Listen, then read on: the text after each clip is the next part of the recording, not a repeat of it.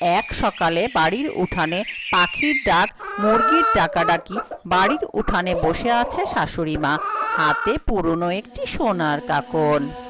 এই কাকনটে আমার শাশুড়ি মা আমাকে বিয়ের সময় দিয়েছিল। কত স্মৃতি। এখন আমি বুড়ি হয়ে গেছি। এই কাকনটা কাউকে দিতে হবে, কিন্তু কাকে দিব? রিনা কাঁধে শাড়ি ঝুলিয়ে আসে, পাশ দিয়ে হাঁটছে। মা, কি ভাবছেন? আবার স্মৃতির খাতা খুলেছেন বুঝি? না রে, একটা পুরনো কাকন আছে, ভাবছি সেটা তোকে না মিনাকে দেব। মা, আপনি জানেন তো কে আসলে আপনাকে বেশি খেয়াল রাখে? আমার কথা মনে আছে তো? মিনা আসছে কলসি হাতে। মা, কলসি ভর্তি পানি এনে দিয়েছি, পেছনের পুকুরে গিয়েছিলাম। আরে বউ, ধন্য তুই। শাশুড়ি মা মনে মনে ভাবে, দুজনের মধ্যে কাউকে বেছে নেওয়া সহজ হবে না। একটা ছোট্ট পরীক্ষা নেওয়া যাক না কেন?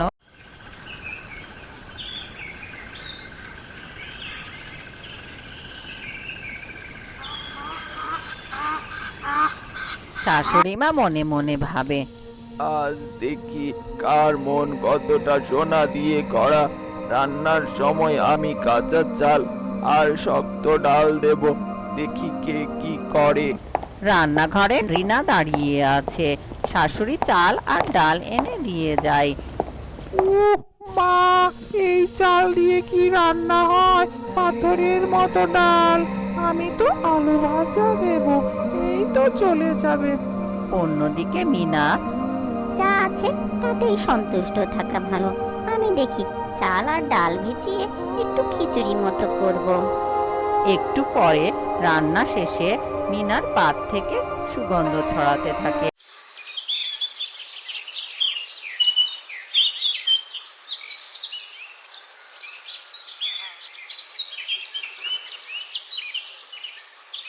শাশুড়ি, রাকিব, রিনা, মিনা সবাই বসেছে খেতে। ওরে বাবা, কি সুগন্ধ রে বাবা!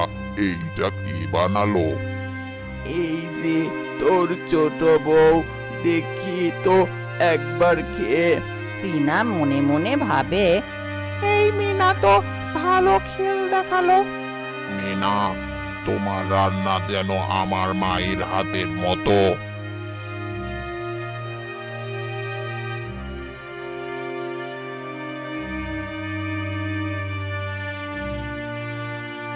রাবেয়া খালা আসে সন্ধ্যার সময় বাড়ির আঙিনায়, শাশুড়ির সাথে গল্প করছে। বৌমা তো দুটোই ভালো, তবে ছোটটার মন যেন জলের মতো পরিষ্কার।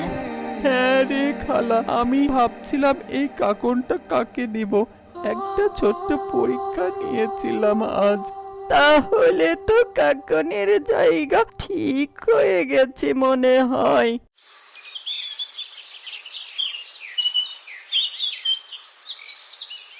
একদিন পর উৎসবের দিন, সবাই সাজগোজ করছে। টিনা নিজের ঘরে আয়নার সামনে বসে আছে, মিনা চুপচাপ সবাইকে সাহায্য করছে। সবাই এখানে আসো। সবাই এসে দাঁড়ায়।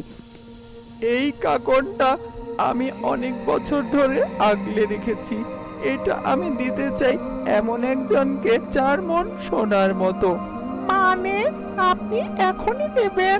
শাশুড়ি মা মিনার দিকে তাকিয়ে, মিনা, তুই এই কাকন রাখ। মিনা চমকে ওঠে।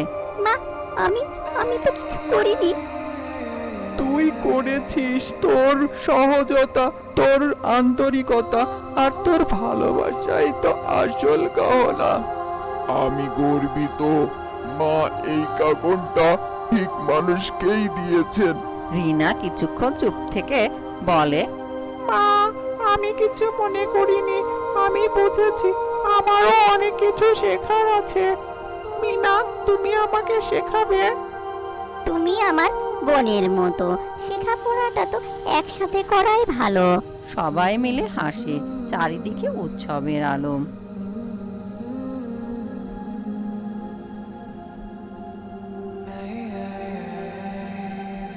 রাতের বেলায় বারান্দায় বসে শাশুড়ি মা মুগ্ধ হয়ে পরিবারের দিকে তাকিয়ে আছে।